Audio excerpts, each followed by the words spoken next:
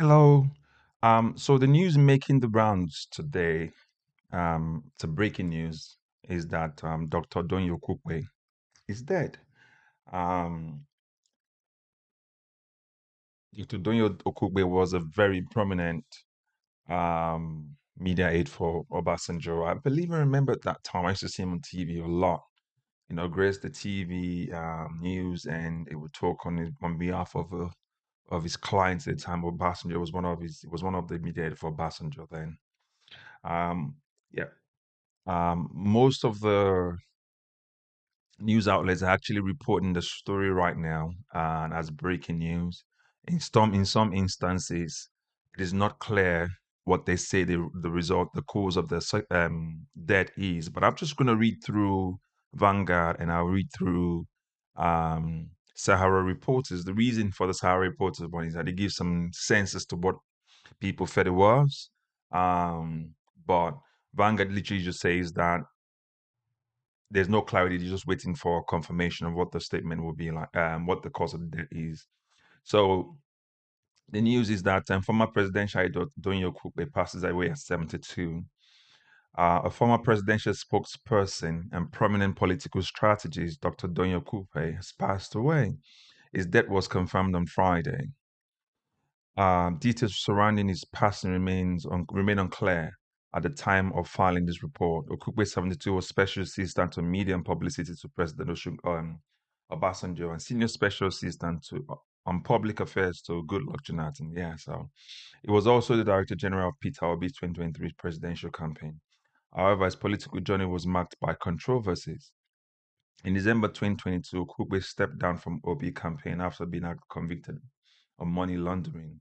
He later resigned from the Labour Party following the 2023 general election fallout and later became a vocal supporter of President Bola Tinubu's administration, frequently frequently engaging in political debate and commentary. Okugbe was known for his bold political stance and unfiltered opinions. His ability to navigate Nigeria's complex political landscape made him both a respected and controversial figure. Okugbe was a physician and who co-founded Royal Cross Medical Center and was the National Publicity Secretary of National Republican Convention. He was once detained under General Sani Abacha and subsequently disqualified from participating in United Nigeria Congress Party primaries later on. He was once a governorship aspirant for the People's Democratic Party in Ogun State. Yeah, so there you have it. I'll just quickly jump to the Sahara Reporters one as well, just so that we get some clarity um, to the cause of the death. Dr. Doyin Okupe, a prominent Nigerian physician, politician, and former presidential aide, has died. He passed away at the age of 72. According to sources close to the family, Okupe had been critically ill in the weeks leading up to his demise. His health had reportedly deteriorated significantly, prompting concern among his loved ones and supporters. Sahara reporters confirmed that his death was linked to cancer, marking the end of a long struggle with illness. Sahara reported that in October 2023 that Okupe was hospitalized with prostate cancer and was flown to Israel for treatment. However, it was learned that his condition did not improve as he as he and his family expected. Okupe was first diagnosed with prostate cancer 16 years ago and later developed sarcoma in the right shoulder. Yeah, so this is what the story is saying right now. So all of the news outlets are actually confirming that Doyin Okupe is dead. All right, so Bosara Reporters is actually going into more details and giving us ideas to what they think or what they've heard the cause of the death is at the time of the filing. If you watched him in the last few months when he appeared on TV, especially because he became a vocal supporter of Peter Obi when he came out of prison, you realize there was some frailness in his health. So um, coming out this morning and getting this breaking news just sort of confirms that what people literally suspected was actually true.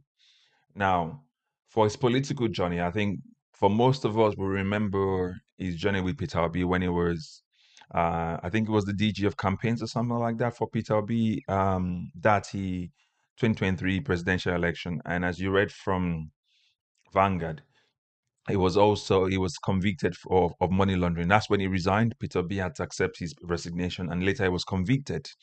So he went to prison. So when he came out of prison, he became a vocal supporter of um, Bola Tinubu. And I think one of the most significant statement he made at that time when he came out was when he talked about Tinubu being the pride of the Yoruba people, which sort of caused a lot of fractions because a lot of people like, what are you talking about? So, and then also it did mention, I think during the interview he had, I think it was on Channels TV, where he said that of all the candidates that contested in the 2023 election, um, Tinubu was the most qualified one. So it sort of alludes to convictions. Yeah, for me, when I look at it, I was like, okay, you campaigned for this man, you went to prison, you came back, and then you then said the person who won the election, who INEC announced to have won the election, which obviously we know is not true, is the most qualified of all of them. So it speaks to personality and convictions, if you ask me. You see my point? So what my literal take here is the fact that Um, there's been a spate of death that's happened recently. So once we had the Paddy Banjo's death, and then we had the Edwin Clark one, and now it's Doyin Okupe. What this is literally telling me is that there's a change of scenery that's going to happen in Nigeria before 2027. A lot of these old guys who have been there for so long will pass away. They will leave the scene. They will either leave politics, retire, or their will come. So obviously that is something that no one can escape. It's a given fact. But what literally this is showing us is the fact that there's a change coming in Nigeria where the people who have been in Nigeria for so long that had ruled Nigeria or assisted in ruling Nigeria are passing the baton to somebody else. The question for us now is that who receives the baton? It could be their aides who have learned corruption in their hands, and then you pass that and it continues like that for another generation. Otherwise, it will be new guys who will come in, people who wants to serve with integrity, with capacity, with character. For example, Dr. Okupe said Tinubu was the most qualified and competent of all candidates that contested during the 2023 election. That remains for you to argue, agree or not, but the news is what he said anyway. However, what we want to see is the capacity of the individuals that can come in and be president and governors and senators and House of Rep members and chairman, local government chairman, councillors, any politically public office that needs to be held, that needs voting for by the people. You need to have the people who have the right character and the capacity to do that. But anyway, that's an aside. So the story today, anyway, as in the summary, is the fact that Doyin Okupe, who was Director-General of Obi Dati campaign 2023, is now passed. All right. Yes, he played a significant role in politics, but now he's gone. So we just have to now start making sure we prepare ourselves come for 2027, because that's the ultimate goal, to get the rights of the people in power, so that we can move our country forward, where we can have freedom to express our opinions and not be persecuted for it.